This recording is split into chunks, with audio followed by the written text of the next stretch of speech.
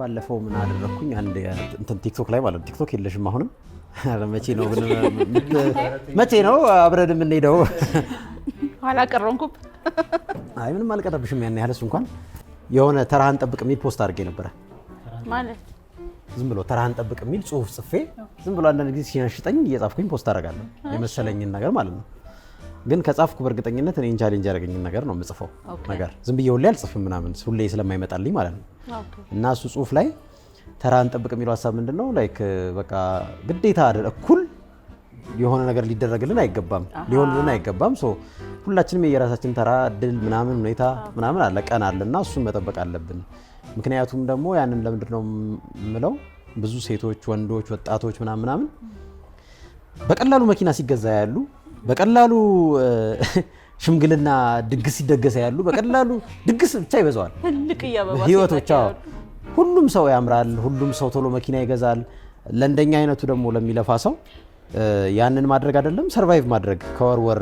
መድረስ በጣም ከባድ ሲሆን አለ ዊዝደም ጎሎሽ ምናምን ሁሉ ላይሆን ይችላል የሆነ ሰዎች ብር ያተሙ በሚመስል ደረጃ ቶሎ ህይወታቸው ይቀየራል አንዳንዴ ታናናሾችሽ አንቺ ዛሬ 10 አመት አሁን በመትሄጂበት ፍጥነት ብትሄጂ ማትደርሽበት ቦታ ሲደርሱ ይታያል ሶ ያ ዲስትራክሽን ወጣቶች ላይ የሚፈጥረውን እንትን ሜንታሊ የሚፈጥረውን ጫና ስለተረዳው ሶ አሁን እኛንም ምናልባት በቲቪ ሲያዩን በቲክቶክ ሲያዩን ምናምን እንደዛ ደልት ቅብር ምናምን ብለን እየኖርን ከሆነ ተራችሁን ጠብቁ እኛም ብንሆን እኩል አይነት ሀስል ውስጥ ነው ያለነው እኩል ምቾት አይደለም ምናምንና የሚል ነገር ሼር አደረኩኝ ሶ ከዛ ጋር ተያይዞ ስለ ሜንታል ሄልዝ ምናምን ሰዎች አነሱ ተራን ጠብቅ ሲባል ብዙ ሰው ባይዘው ይዛ ኮሜንት ላይ ያለው ነገር ትንሽ ጥሩ አይደለም ማት ሰው በቃ ጭንቀት ውስጥ ነበርኩ እንደዚህ ውስጥ ነበርኩ ምናምን ማት ኢንቦክስ ነው የሚገባልኝ ሶ ደስ አለኝ ምናምን አሁን አንተ ያነሳው ነገር ማለት ነው አብዛኛውን ጊዜ ሶሻል ሚዲያ ላይ የምናቸው ሰዎች ሃያዎቹ መጀመሪያ አካባቢ ነው እንደዚህ በጣም መኪና ይዘው ምናምን ለግዠሪ የሆነ ላይፍ ስታይል የምታየውና ግን ሪያሊቲው ምንድነው አንደኛ ፌክ ሊሆን ይችላል የኪራይ መኪና ሊሆን ይችላል የሚኖርበት ቤት የነሱ ላይሆን ይችላል ልብስ ኢቭን የኪራይ ሊሆን ይችላል የማስታወቂያ የስፖንሰር ሊሆን ይችላል እና ምንድነው ሰው ማወቅ ያለበት የሃያዎቹ የምትሰሪበት የምትወድቂበት የምትነሽበት ነው እንጂ ንብረት የምታፈሪበት ቤት መኪና የምትገዥበት አይደለም ራስሽን ታቂበት ነው ሲጀመር በቃ ብዙ ፌል የምታረግበት ነገር ነው እና በቃ የምናያቸው ነገሮች በሙሉ እንደ ሪያሊቲ አድርገን ባንቆጥራቸው እውነት እንዳልሆኑ እና የሆነ ንብረት ምንም ሰው 40 አመቱ ላይ ሊሆን ይችላል ሀብታም የሚሆነው ግዴታ አንተ እንዳልከው የሆነ ሰው 20 አመቱ ላይ መኪና ስለነዳ አንተ 50 አመትሽ ላይ ራሱ ትልቅ ስራ ሊመጣልሽ ይችላል ላይፍሽ ሊቀየር ይችላልና ምንም ተስፋ ሳትቆርጪ ራስሽን ኮንፊደንስ ሶሻል ሚዲያ በነገራችን አንድ ተጽዕኖ ነው በጣም አሁን አስፈላጊ ሆኖ የመጣው ምንድነው አሁን የቲክቶክ ላይም ብያለሁ ግን ልጆቼም ሌሎችም ሲያወሩ ሰማሁኝ በእነሱ እድሜ ያሉ ልጆች ራሳቸውን የሚያጠቡ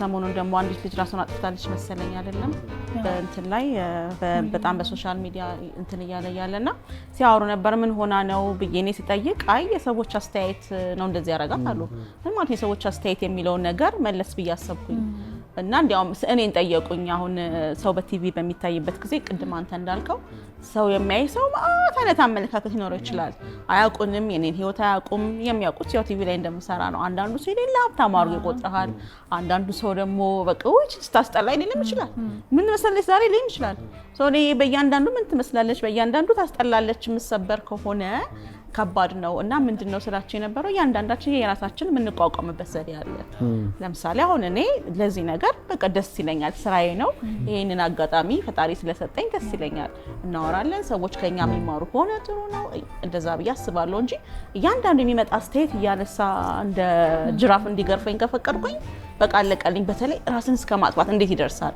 ብዬ አስባለሁና የእናንተ ሜካኒዝም ምንድነው ሲጨንቃችሁ ጫና ሲመጣ ማለት ነው ጫና ሲመጣ የተለያየ ሊሆን ይችላል ሶሻል ሚዲያ ብቻ ላይሆን ይችላል ላይፍ ውስጥ የተለያየ ነገር አልጨረስኩትም የስሩ ተራን ጠብቅ በጣም ስለተመቸኝ ነው ምክንያቱም ሰዎች አንደኛ እንደዚህ አይነት ነገር የሚመጣባቸው የሚናገሩት ወይ ራሳቸው ጭንቀት ውስጥ የሚገቡት ኮምፔር ስለሚያደርጉ ብዬ ነው ማስበው አሁን ከሶሻል ሚዲያ ውጪ ለምሳሌ በትምህርት አሳልፈው ረጅም አመት ተምረው ልክ ወደ ተግባሩ ሲመጡ ወይ ስራ ይኖር ምናምን ከ10 ወይ ደግሞ ከ12 ደግሞ ያቋረጠ የሆነ ጊዜ ሲገናኙ ወይ ደግሞ ሰክሰስፉል ምናምን ይሆናልና ይሄ እንደዚህ አይነት ነገር በሚፈጠርበት ጊዜ ሁሉም የየራሱን እድል ነው የሚያገኘው ሁሉም የየራሱን እንጀራ ግማሹ በትምህርት ያልተሳካለት ስኬታማ ሊሆን ይችላል። እኔ ከሱ ጋር አይደለም ኮምፔር ማድረግ ያለብኝ። ህይወቴ ሁሌ ከራሴ ጋር ነው። በፊት ምንድን ነበረ፣ አሁን ምንድን ነው፣ ምን እየሰራው ነው፣ ወደፊት ምን መሆን አለብኝ። ሁሌ ራስን ስታነጻጽር ከራስ ጋር ካልሆነ ወይም ከተለያዩ ሰዎች ጋር በምታነጻጽርበት ጊዜ ጉድነቱም ችግሩም ይመጣል። ስለዚህ እኔ አሁን የተለያዩ ነገሮች ሊያስጨንቁ ይችላሉ። አሁን ቤተሰብ መስርቻለሁ። ጊዜው በጣም ከባድ ሊሆን ይችላል። ኢኮኖሚው ምናምን ከፍ ዝቅ ይላል። የተለያዩ ነገሮች አሉ። ሶ እኔ አሁን በራሴ በጣም ከተማ ውስጥ ነው የምኖረው። የተለያዩ ጃሞች ሊያስጨንቁ ይችላሉ። ስራውም ደግሞ ሊያስጨንቅ ይችላል ምናምን። ስለዚህ የሆነ ጊዜ ራሴ እንደ ሜዲቴሽን ማስበው ወጣ ብዬ ከራሴ ጋር የጥሞና ጊዜ እንትን ማለት ብቻዬን። ሶ ይሄን ነገር ለምንድነው ለባለቤቴ ነግራትና ገዳም መሄድ ካለብኝ በሃይማኖቱ አንድ ደግሞ ትልቁ ሪዞልቭ ሜካኒዝም ብዬ ስለማስበው እዛ ሄድና በደንብ ትንሽ ሪፍሬሽ ያደርጋል። ምክንያቱም እሱን ሪፍሬሽ ባላረግ ቤት ውስጥ ጭቅጭቅ ልፈጥር እችላለሁ፣ በትንሽ በትልቁ ልጣላ እችላለሁ ያንን ነገር። ስለዚህ እዛው ሆንና ምንድነው ችግሩ፣ ምንድነው ያለው ነገር ከራሴ ጋር በደንብ እየጠየኩት ራሴን በደንብ እንትን እያልኩኝ የጥሞና ጊዜ ወስድና ልክ በቃኝ ባልኩበት ሰዓት ላይ ይመጣል። በጣም ትክክል። አሁን እሱ ካለው አንደኛ ኮፒንግ ሜካኒዝም ሊሆን የሚችለው ስፒሪቹዋል ወደ ፈጣሪ መቅረብ፣ መጽሐፍ ቅዱስ ማንበብ ሊሆን ይችላል። የተለያዩ ሰዎችን ስቶሪ ታያለሽ፣ እንዴት በቃ የተለያዩ ሰዎች በተለያየ ጊዜ እንዴት ሰክሰስፉል እንደሚሆኑ ፈጣሪ የሚሰራበትን መንገድ ምናምን ትማሪያለሽ። ራስሽ ላይ ፎከስ ማድረግ። ሌላው ደግሞ ስልካችን ላይ በጣም የምናጠፋውን ጊዜ ቀንሰን ወደ ሪል ላይፍ ስትወጪ ካንቺ ያነሱ ሰዎችን ማየት፣ በጣም ቤት የሌላቸውን ሰዎች ማየት፣ በጣም ብዙ ነገር የሌላቸው ግን እያመሰገኑ የሚኖሩም ሰዎች አሉና ሁሌ ካንቺ ከፍ ያሉ ሰዎችን አለማየት። ወጥተሽ ጎዳና ላይ የሚያድሩ ሰዎች እናቶችን ሳይ አሁን እኔ በጣም እረጋጋለሁ፣ በጣም አመሰግናለሁ። እንዴ እንደዚህም እኮ ሊሆን ይችላል ህይወትና ያለሽ ነገር ከበቂ በላይ እንደሆነ ትረጃለሽ። ወይ ደግሞ በበጎ ፈቃድ መስራት እዛ ቦታ ለምሳሌ ብዙዎቻችን የተለያየ ጭንቀት ይገጥመናል አይደል? የተለያየ ስትሬስ አለ በየላይፋችን። ስለዚህ ምንድነው በዛ ነገር ከመብሰልሰል ይልቅ ወጣ ብለህ ለሌላ የሚጠቅም ነገር ማድረግ። አሁን በበጎ ፈቃድ መስራት በጣም አሪፍ ነገር ነው ብዬ አስባለሁ። አንቺ እንዳልሽው ሁልጊዜ ሌሎችን ስታግዢ ላንቺ ለካስ እኔ ለሰው ጥቅም አለኝ የሚለውን ነገር ይሰጥሻል። አሁን አብዛኛው ሰው ምን ጥቅም አለኝ ምን አረጋለሁ እዚህ ምድር ላይ ብሎ ነው ወደዛኛው ጥግ የሚሄደው አይደል? ስለዚህ የተለያየ አንቺ ልትጠቅምበት የምትችይባቸው አይነት ነገሮች ማድረግ። እኔ ብዙ ጊዜ በጣም እንደዚህ ስትሬስ በመሆንበት ጊዜ ትልቅ መጽሐፍ አንብቤ አምጥቻ አነባለሁ። ያንን ስጨርስ ሀሳቤን ያስረሳኛል፣ እስከጨርስ ድረስ ረሳዋለሁ። አንደኛው የኔ ኮፒንግ ሜካኒዝም እሱ ነው። እኔ እንዴት ነው የማስበው መሰላችሁ? የመጀመሪያው ነገር እውነታውን ያሁኑን ያለውበትን እውነታ በጣም እረዳዋለሁ፣ እቀበለዋለሁ። አሁን የምኖረውን ኑሮ ተቀብየዋለሁ። ዲና የማደርገው አይደለም። በፊት ዲና ያደርግ ነበረ። የሚገባኝ ማለት ይሄ ነው የሚገባኝ ይሄ ነው፣ ስለዚህ እሱ መሆን አለበት የሚል ጭቅጭቅ እንትን እላለሁኝ። በዚህ እድሜ በዚህ እንትኔ በዚህ ኤክስፒሪየንስ በዚህ ኤክስፖዠር ምናምን ይሄ ነው አሁን መሆን ያለበት የሚል ትግል ነው ጭንቀት ውስጥ ይከተኝ የነበረው። ከሆነ ጊዜ ወዲህ ግን በጣም ብለስድ እንደሆንኩ ነው የማስበው። ዝም ብሎ ግን ከሰማይ የወረደ አስተሳሰብ አይደለም። ከሰማይ የወረደ አስተሳሰብ ሳይሆን ወደ ትላንትና ዞር ብዬ ስመለከት ከህፃንነቴ ጀምሮ አሁን ያለው ትልቅ አቺቭመንት ላይ ነው እንደሆነ እረዳለሁኝ። ሶ ምንድነው በኔ ህይወት ውስጥ ዋጋ ያለው ነገር የቱ ጋር ነው የሰነፍኩት የሚለውን አውቀዋለሁ፣ የቱ ጋር ነው የጎበዝኩት የሚለውን አውቃለሁ፣ የትኛው ጋር ደግሞ የኔ ተሳትፎ ሳይኖርበት እንዲሁ ፈጣሪ ደግሞ የሰጠኝ ስጦታዎች የትኞቹ ናቸው እነሱን ለይቼ አውቃቸዋለሁ። ሶ በዚህ ሁኔታ ውስጥ አንዳንዶቹ ነገሮች ጭንቀት ውስጥ ከተውኝ የነበሩት ነገሮች እኔ ጎትቼ ያመጣኋቸው እንደሆኑ እረዳለሁ። እኔ ያደኩበት ሰፈር ፈረንሳይ ዝም ብሎ መንደር ውስጥ ነው ያደኩት ምናምን በጣም ዝቅተኛ ህይወት የሚኖሩ ሰዎች ሰፈር ውስጥ ነው ያደኩት። እዛ ሰፈር ውስጥ ከፈረንሳይ 6 ኪሎ ስመላለስና ስማር አልፎ ነው የባስ ራሱ ይሰጠኝ የነበረው። ወክ እያደረግን እየተጫወትን እየፈነደቅን ነበር ትምህርት ቤትም እንሄደው። ከፈረንሳይ 6 ኪሎ ስንመላለስ ማለት ነው። ለ8 ዓመት ስማር እንደዛ ነው የተማርኩት። ባስ ከተሰጠ ብራዘር በጣም የሌለ ረሃ ነው። ደስ ብሎ ነው እንትን የምትለው ምናምን። ዛሬ ቢቸግረኝ በባስ አልሄድም። ይሄ ህይወቴን ራሴ ያስቀመጥኩበት ቦታ ነው። ጭራሽ ታክሲማ አልችልም አይነት ነገር አረኩት ራሴ። እያደግኩ ስሄድ እየተለወጥኩ ነው ብዬ ሳስብ በኢኮኖሚ በምናምን ለራሴ ስታንዳርድ አውጥቻለሁ። ያ ስታንዳርድ ግን አትሊስት በህይወት መኖር እስከማልችል ጭንቀቱ እስከምገባ ሊያደርሰኝ አይገባም። የራይድ ካለኝ በራይድ ሄዳለሁ፣ የራይድ ከሌለኝ በታክሲ ሄዳለሁ። በታክሲ መሄድ ካልቻልኩ በባስ መሄድ የምችልበት አቅም አለኝ። ሙሉ በሙሉ ጤነኛ ነኝ፣ መሳፈር እችላለሁ ምናምን ገባ። ገና ነገና ሰው ቅድም እንዳልከው ሰዎች ምን ይሉኛል እንዴት እንትን በቃ ማንም ሰው ስለኛ አይጨነቅም። እውነቱን ለመናገር ሰው ሁሉ የራሱ ጭንቀት አለው። በባስ አንተ ብትሄድ አንደኛ ነገር የሚያይ ሰው የለም፣ ቢያይህም አያገባውም ስላንተ። አንተ ነው የምታውቀው። አንዳንድ ጊዜ ገጥሟቸው ያውቃል ትልልቅ ሰዎች አባቶቻችን ምናምን they don't mind በምንም ቢሄዱ። ኧረ አንተማ በባስ እንዳትሄድ ትለዋለህ አንተ አባትህ ምናምን፣ ግን እሱ ኧረ ረዛ ብላም ብሎ ይሄዳል በባስ። የሚቻል ነገር ነው ማለት ነው። እድሜ እየጨመረ ሲመጣ ሲጀምር ስለ ሰው መጨነቅ ሙሉ ለሙሉ ነው የምታውቀው። ሶ ኢጎ አለ ውስጥ ኢጎ አለ። እሱን ማስታገስ ካልቻልን አይ ቲንክ በህይወት ውስጥ ትልቁ ነገር ውስጥ የሚከተም ብዬ የማስበው ኢጎ በጣም እየደነፋ እየገነፈለ እየከበደ ወይም እሱን ብቻ እንድናዳምጠው እንድንከባከበው የሚፈልግበት ሁኔታ ላይ ትንሽ ማስታገስ ካልቻልን ወደ እውነታው ማምጣት ዝቅ ማድረግ ወደ ትላንትናችን መውሰድ እንዳልኩ ከትላንትና በብዙ ጥፍ የተለየ ቦታ ላይ ነው ያለሁት። ይሄ ደግሞ እግዚአብሔር ይመስገን ግሬትፉል ሆኜ እንድኖር ያደርገኛል። ባይ ዘ ዌይ አሁን እንዳልከው ማለት ነው ሰሞኑን የሆነ ፖስት አይቼ ነበረና የኢትዮጵያ ህዝብ በሙሉ ማለት ነው ችግሮቹን ጽፎ ባስኬት ውስጥ ቢያስቀምጥ እና ምረጥ ብትባል የማንን ትመርጣለህ? የኢትዮጵያ ህዝብ በሙሉ የትኛውን ትመርጫለሽ? የማንን ችግር? እኔ ራሴን ነው የምመርጠው። የሌላ ሰው ችግር አታውቀውማ። ሶ ኤቭሪዋን እኩል ሁሉም ሰው ችግር አለበት ነው እያልኩ ያለሁት። ሀብታምም ሆነ ማንም በየደረጃው ነው ሪያላይዝ እንዳደረገ ያደረገኝ። ኦኬ ሶ የራሳችን ችግር ነው ለሁላችንም የሚሻለው። አይ ቲንክ እኔ የሆነ እንትና አይቻለሁኝ ክብ ተሰርቶ ታውቃላችሁ፣ ውጪ የሆኑ ቤቶች አሉ። አንዳንድ ኦርጋናይዜሽኖች የሚከፍቷቸው ቤቶች ክፍት ቤት ናቸው። ስትሄጂ ሁሌ ሰዎች አሉ የሚሰሙሽ። ትሄጂና ክብ ወንበር ነው። አዎ ትገቢያለሽ። ከዛች የምታወሪያቸው ሰዎች አሉ። ኤኒዌይስ ያው የውጭው ዓለም ሶሻላይዝም ስለማያደርጉ ይሄ ትልቅ ነገር ነው። እንደ ቴራፒስት ነው። ምንም ነገር አይሉሽም ሰዎች፣ አይመክሩሽም፣ ይሰሙሻል ቁጭ ብለው ማለት ነው። ሶ ሁሌ እዛ ቤት ስትሄጂ አሃ እያሉ ይሰሙሻል ሰዎች። ሶ ገብተሽ አያውቁሽም፣ ገባሽ አታፍሪ። የገባሽበትን ጠቅላላ ነገር ዝርዝር አድርገሽ ታወሪያለሽ እዛ ማለት ነው። አትፈሪም። ያ በቃ ያለ ነውር ልክ ቬጋስ ውስጥ የተደረገ ነገር ከቬጋስ አይወጣም እንደሚባለው በቃ ታወሪና ኡፍ ብለሽ ወደ ቤት ውስጥ ትሄጃለሽ ማለት ነው። ይሄ በጣም ትልቅ ነገር ነው። ንስሐ አባትም እኮ እንደዛ አይደል የሚያስፈልገውም ለዛ ነው። ባይ ዘ ዌይ እኔ አሁን እንዲሁ ማስበው ምንድነው መሰላችሁ፣ አሁን ለምሳሌ የሆነ ሰው ጭንቀት ውስጥ ከሆነ በዙሪያችን ወይ ቢሮ ውስጥ ሊሆን ይችላል ወይ ትምህርት ቤት ውስጥ በሆነ አጋጣሚ ያንን ሰው የሆነ ካጣነው በኋላ ነው የሆነ ነገር የምናውቀው እንዴት ተጨንቆ እንደነበር ምናምን። ምክንያቱም አንድ ሰው ጋር ሰው መድረስ ያለበት ገና በህይወት እያለ ነው። ፋይናንሻል ብቻ አይደለም አይደለ? በስነ ስርዓት ምንድነው የጎደለው ሊያስታውቅ ይችላል። እኛ ትኩረት ላናደርግ እንችላለን እንጂ አንድ ሰው በጣም ጭንቀት ውስጥ ሲሆን የሆነ ነገር ሲፈልግ የሰው ፍላጎት ሰው የሚረበው ሰው የለም። አንዳንዴ ሰው ብቸኝነት የሚሰማው ሰው አለ። ገንዘብ ብቻ ማለት አንዳንዱ ፋይናንስ ያስጨንቋል አንዳንዴና እሱ እንዴት ነው በዙሪያችን ማየት ያለብን? ምክንያቱም አንዳንድ ሰዎች ጋር ምን ተገነዘብኩኝ፣ ሰው እየፈለጉ ትኩረት ከማጣት ፎከስ በደንብ በሰዎች አለመደረግ የብቸኝነት ስሜት ይሰማቸዋል። አንዳንዴ በጣም የሆኑ ግሩፖች አሉ አብረው የሚሆኑ አብረው ቺል የሚያደርጉ የሆነ ችግር ሲመጣ በቁብም በሉት በድርም በሉት ምናምን። አንዳንዴ ደግሞ ሰው በተለያየ ሜካኒዝም ለብቻቸው ይገለሉና የሆነ ነገር ሲመጣቸው መጋፈጥ አይችሉም ያንን ነገር ገባ። ስለዚህ እሱን እንዴት ነው ልናቅ የምንችለው? እንዴት ነው ማሻሻል የምንችለው? ማዳንሴ ለዲፕሬሽንም ለብዙ ሜንታል ሄልዝ ችግሮች እንደውም ብቸኝነት ዋናው። አሁን አንተ እንዳልከው የአእምሮ ጤና ጉዳይ በጣም ሰፊ ጉዳይ ነው።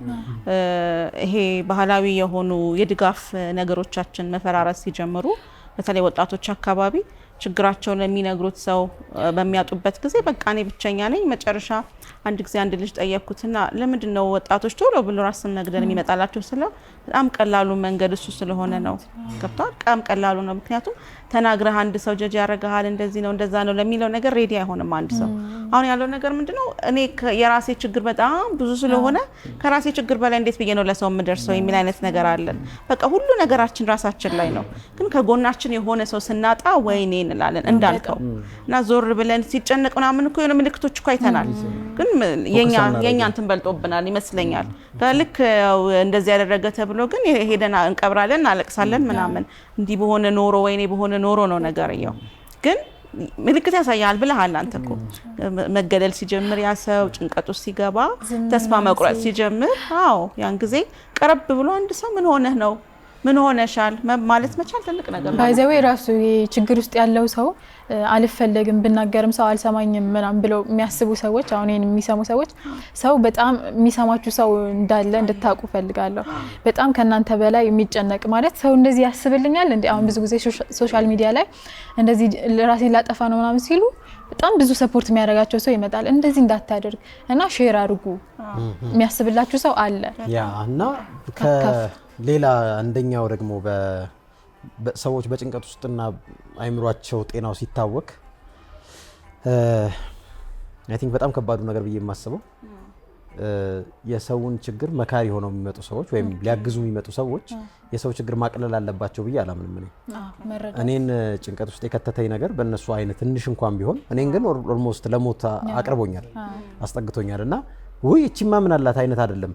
ይሄ በጣም አንተ ለዛ ሰውዬ ያለህን እምነት እሱ ላይ ጣልከውን ተስፋ ሙሉ በሙሉ ነው የሚያጠፋው። ለሌላም ሰው ሼር እንዳታደርግ ነው። አሁን ይኸውልህ አንድ ምግብ በማጣት የዛሬ 10 ዓመት ተጨንቆ የነበረ የሚበላው ያልነበረው ሰው አንተ በድራግ አዲክሽን እየተሰቃየ ስታገኘው እና ስተርክለት እኔ እንዲህ አይነት ስቃይ ውስጥ ነው ያለሁት ይሄን ያህል ወጪ ያስወጣኛል ይሄን ካላረኩ ላገኛል ምናምን ስትለው ምንድነው ሰው የሚበላ የለውም ብላ አይደለም እንትን የምትለው እሱም የራሱ ጭንቀት አለው።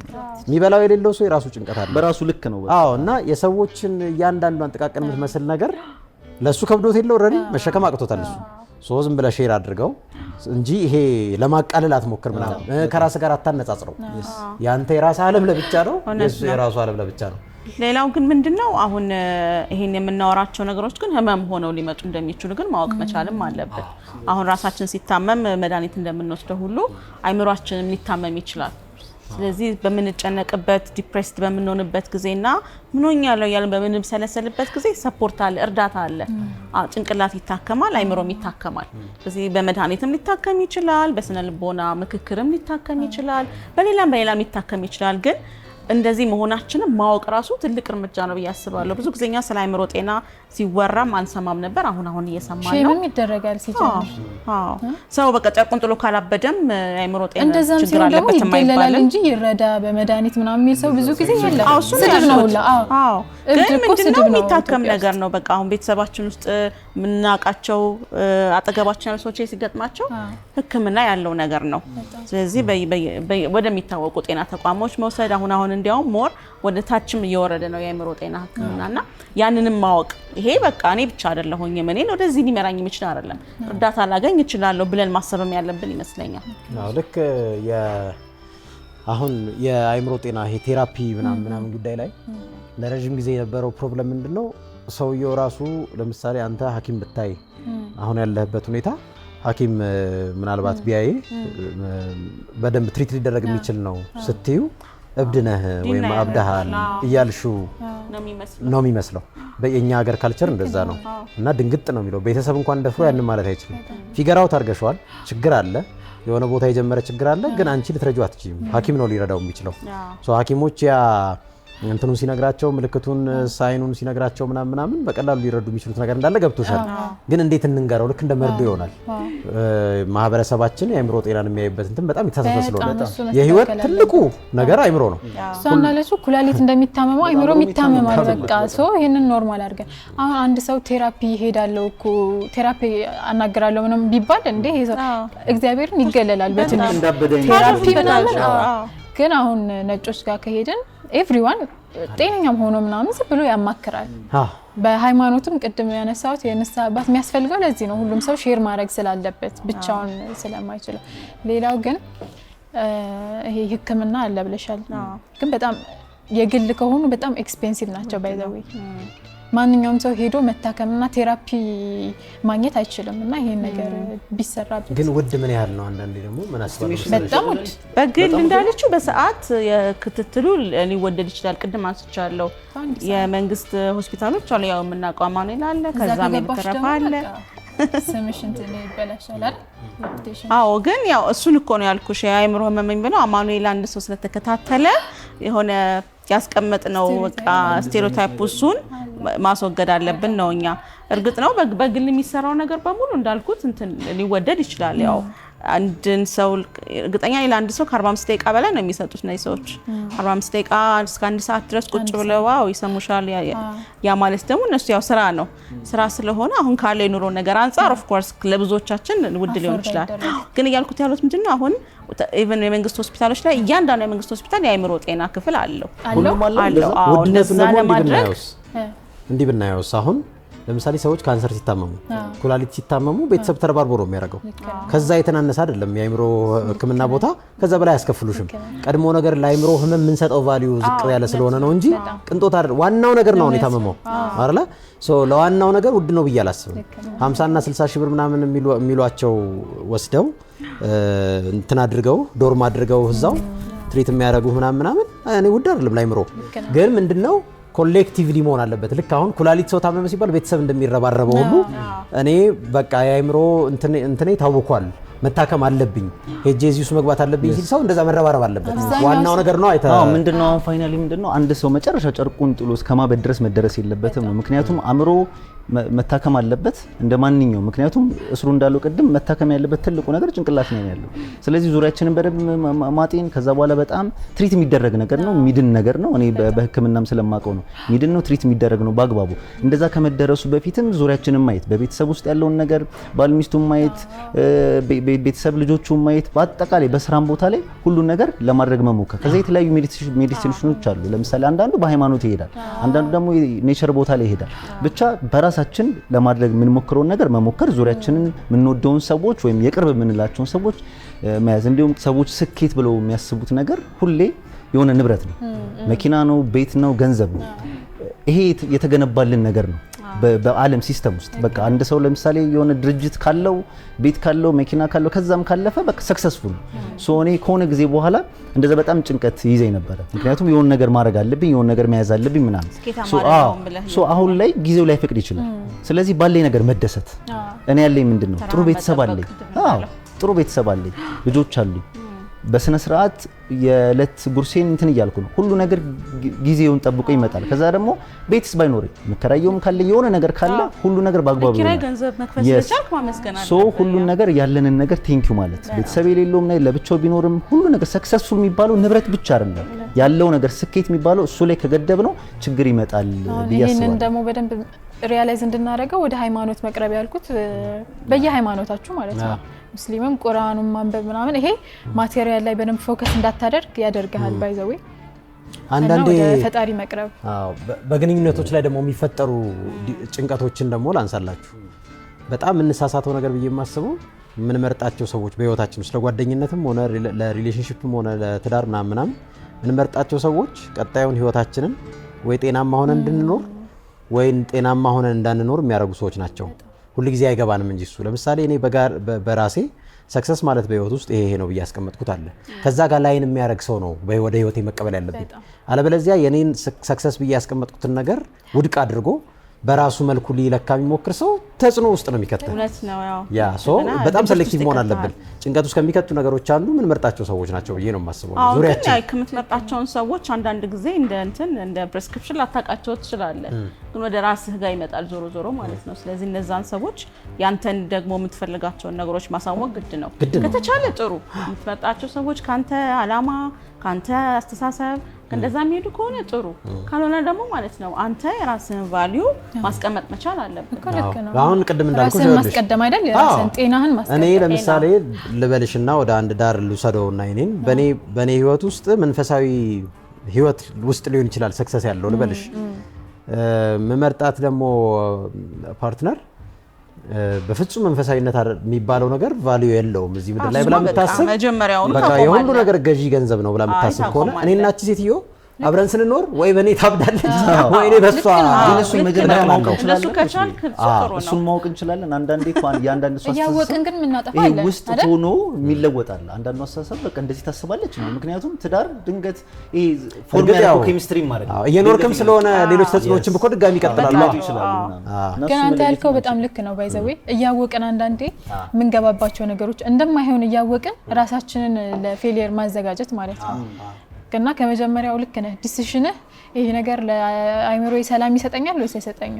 የምትወደው ነገር ቢሆን ሰላም ማይሰጥ ከሆነ መተው። የአይምሮ ሰላም ያልሽው ነገር በጣም ትክክል ነው እና እንዳላችሁት ነው። ቅድም አንተ እንዳልከው ራሴን ተቀብያለሁ ስትል ራስን መቀበል ነው የመሰለ ትልቅ ነገር የለም። ያለህበትን ማመስገን እና አሁን በየቀኑ በማያቸው ነገሮች ሁሉ በቃ ተመስገን የምልባቸው ነገሮች ብዙ ናቸው። ትንሽ አሁን ለምሳሌ ሻወር ስላለኝ መታጠብ ስለቻልኩ ያ ነገር ራሱ ማለት ነው የሆነ ቦታ ሄጄ ሽንት ቤት የሌላቸው ውሃ የሚያገኙት በሳምንት አንድ ቀን የሆነ መታጠብ ብርቅ የሆነባቸውን ሰዎች አይቼ መጣሁኝ። ከዛ ልክ ቤቴ ስመጣ ሁሉም ነገር ለካስ ትልቅ ነገር ነው ያለኝ ነገር እንዳለ እና ማማረርባቸው ነገሮች ቅድም እንዳልነው ሁሌ ከፍ እንደሱን ነገር ስለምናይ ነው የሚለው ነገር በቃ ሁሉ ቀን አስታውሰዋለሁ ጊዜ አመሰግናለሁ ዛሬ ኢቭን ለዲስቻወር ውሃ ስላለች ብቻ ገብቷል። በትንሹ በትልቁ እንደዛ እያደረግን ራሳችንን ካልጠበቅን በተለይ አሁን ይሄ ሶሻል ሚዲያ ያልከው ስልክ ኮሚኒኬሽን ማጣታችን በጣም ከባድ ነው። አሁን ቅድም አንስታል አይደል ትዳር ላይ ባል ሚስት ማየት አለባት ብለሃል አይደል? አዎ ባልና ሚስት መደማመጥ አለባቸው በሚለውና ዲስ ዴይስ የሚደረገው ምንድነው አንተም ከዋልክበት ትገባለህ እሷም ከዋለችበት ትመጣለች። አብዛኛው ሰው ስልኩ ላይ ይጠመዳል። እንዴት ዋልሽ ቀንሽ እንዴት ነው ምናምን የሚለው መደማመጡ መነጋገሩ ምናምን ብዙ ጊዜ የለም እና እሱም እዛ ላይ ነች እሷም እዛ ነች ራስ ይቀር በለበለ ያደርጉና እንደዛ አይነት ነገር ይሄ ራሱ ለሰላምህ ለአይምሮ ሰላምህ ትልቅ ለውጥ ያመጣል አይደል? ሌላ ደግሞ አንደርስታንድ ለመደራረግ መሞከር። ለምሳሌ የሆነ ፋሚሊ ውስጥ እኔ ምን አየው የሆነች አንዲት እህት ወንድምና እህት ናቸው። እህቷ በስነ ስርዓት የሆነ ችግር እንደዚህ እየተሰማኝ ነው እንደዚህ አይነት ነገር ይሰማኛል ማታ እንቅልፍ ያወስደኝ ምናምን አንቺ እኮ ድሮም እንደዚህ ነው አመልሽ ነው እንደዚህ ምናምን እያሉ ወንድሞቿ እንትን ያደርጋሉና ሁሌ ብሌም አለማድረግ አቴንሽን መስጠት። ምክንያቱም ሰውን ነው የሚያስፈልገው። እኔ አቴንሽን በሰጠሁት ቁጥር ጆሮዬን በሰጠሁት ቁጥር ለካ እሱም አለኝ ይረዳኛል። ግን ዝም ካረክ ብሌም ካረክ ምክንያቱም እኔ ላይ ሰማኝ ይችላል ያ ስሜት ያቺ ቅድም ስሩ ብሏል እኮ የሆነ ሰው የድራግ አዲክትድ ሊሆን ይችላል የሆነ ሰው ስለ ሆድ ሊያስብ ይችላል ወይንም ስለሚበለው ሊጨነቅ ይችላል። ስለዚህ አቴንሽናችን ወይም ፎከሳችንን በደንብ መስጠት የሚወጣበትን ሜካኒዝም ካልሰጠን በስተቀር ሁሉም የራሱ ጭንቀቱ ለኛ ቀላል ለአንድ ሰው ከባድ ሊሆን ይችላል። ብሌም ማድረግ ያስፈልጋል። በጣም አንድ ሰው ሲጨነቅ ሳንሰማው ሰው ርቦት ከዛ በኋላ ግን የሞተ ጊዜ ለቀብሩ ጊዜ ሆ ብለን ማአቶንን ብንይ ጠቀሜታ የለውም። ስለዚህ በዚህ ግን ባስጨናቂ ጊዜ ማለት ነው ሰው ደግሞ እያንዳንዱ ሰው ስለራሱ ኃላፊነት ወስዶ ምን አስባለሁ መሰለሽ ይሄ መልካም ምኞታችን እንዳይሆን ደግሞ ፈራለሁ። ሰዎች ዞሮ ዞሮ ተጠምደዋል ወደድንም ጠላንም በራሳቸው ነገር ላይ ፎከስ አድርገዋል። ትኩረታቸው የነሱ ነገር ላይ ነው ወይም ለሁሉም ሰው ቻሌንጅ አለ ብቻ የተለያየ ቻሌንጅ አለብንና ሌሎች ሰዎች ኦፍ ኮርስ ቢሰሙን ጥሩ ነው። እድሉ ቢኖረን አሪፍ ነው። ቤተሰብ ቢሰማን አሪፍ ነው። ዙሪያችን ያሉ ሰዎች በትኩረት ቢያዩን አሪፍ ነው። ካላዩን እንኳን ግን ሕክምና አለው እና ችግር አለኝ ብሎ መናገርም ደግሞ የሚያሳፍር ነገር አይደለም። በፍጹም ሁሉም ሰው እያለፈ የሚያልፍበት ነገር ነው። በነገራችሁ ላይ ቅድም አነሳዋለሁ ብዬ የነበረው ነገር ኢትዮጵያ ውስጥ ቤት ያላቸው ሰዎች ቤት በስማቸው ያላቸው ሰዎች ቁጥር በጣም ዝቅተኛ ነው። 10 ሚሊዮን ምናምን የማይሞላ ነው እንዳየሁት ማለት ነው። ኢትዮጵያ ውስጥ መኪና ልብ አድርጉ በ130 40 የሚባል ህዝብ ውስጥ 2 ሚሊዮን አልገባም እስካሁን ድረስ ከቅርብ ጊዜ ድረስ ባለኝ መረጃ። ይሄ ሁሉ ኤሌክትሪክ መጥቶ ይሄ ሁሉ ጭንቅንቅ መንገድ ላይ ሆኖ 2 ሚሊዮን አልገባም። ስለዚህ ከትንሽ ሰዎች ጋር ነው እና የምንፎካከረው የሆኑ ሰዎች ያሉበት ቦታ ጥሩ ነው እኮ ባይዘው ፉክክሩ አሪፍ ነው። ወደ ስኬት ሊገባን ነገር መፈለጋ አሪፍ ነው ምናምን ግን ራስን እስክታጣ ድረስ ሊያደርስ አይገባም። ሌላ አንድ ኮፒንግ ሜካኒዝም ልናገርና ስፖርት ማለት ቀላል አይደለም እውነት ለመናገር እና ማንኛውንም አይነት ችግር ሄደ ሆስፒታል ብትሄድ የትኛውንም አይነት ፊዚካልም ሆነ ሜንታል አንደኛ የምትመከሩት ስፖርት ነው። እንቅስቃሴ አድርጉ። በነፃ ዶፓሚን የምናገኝበት አንዱ መንገድ ስፖርት ነው። ስፖርት ስንሰራ ዶፓሚን እናገኛለን ከድራግ የሚገኘው ማለት ነው። ሁላችሁም ስፖርት ስሩ፣ እንቅስቃሴ አድርጉ። ለአእምሮ ጤና በጣም ይጠቅማል።